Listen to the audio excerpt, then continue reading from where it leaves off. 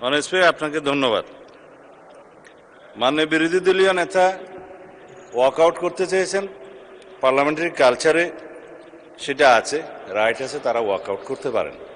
কিন্তু যে কথাগুলো রেকর্ডেড হয়ে গেল তার বিপরীতে আমাদের বক্তব্যটা 1-2 মিনিট রেকর্ডে থাকা ভালো।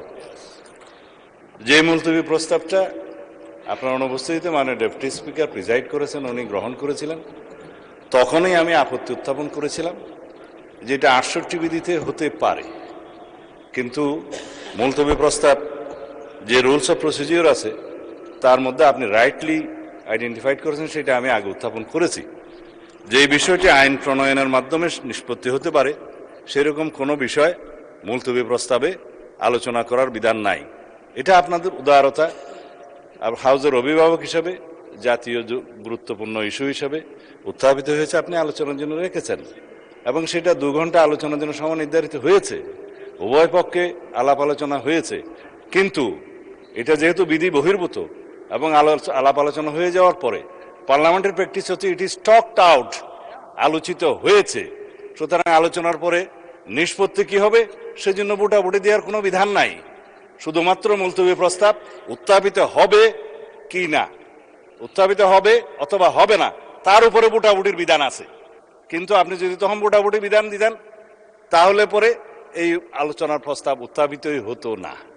অথবা আরেকটা আপনার অপশন আছে, স্পিকার হিসাবে আপনি কোন মুলতবি প্রস্তাব বিবেচনা করবেন অথবা বিবেচনা করবেন না, আপনি এটা রিড আউট করে, এটা প্রিভিলেজ হলো অপোজিশন মেম্বার কেউ যখন সরকারি কর্ম বাধাগ্রস্ত করতে চায়, ব্রিটিশ পার্লামেন্টের নজির অনুসারে তারা ট্রেজারি বেঞ্চের আলোচনা যাতে এগিয়ে না যায় সেজন্য মুলতবি প্রস্তাব তোলার পরে সেটা মুলতবি হলো কি হলো না সেটা স্পিকারের ইখতিয়ার অথবা ভোটাভুটির ইখতিয়ার।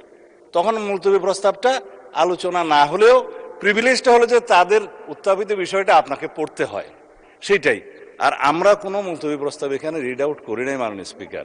উনি যেটা বলেছেন সেটা অসত্য বলেছেন। যেটা মুলতবি প্রস্তাব আমিও শুনেছি আজকে একজন বেসরকারি সদস্য উত্থাপন করতে পারেন, সেটা আপনাকে বিবেচনা করতে হবে, যেহেতু একই বিষয়ে আপনি বিরোধী দলের মাননীয় নেতার একই রকম মুলতবি প্রস্তাব আপনি গ্রহণ করেছেন।